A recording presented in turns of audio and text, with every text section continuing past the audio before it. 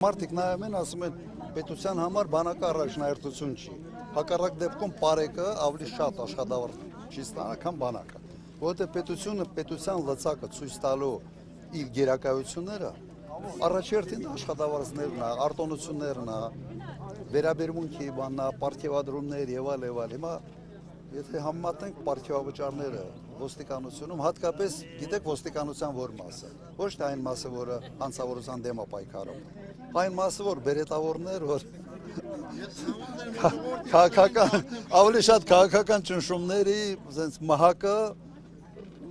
նորմալ վարձատրում, այն կառույցները, որոնք կապված են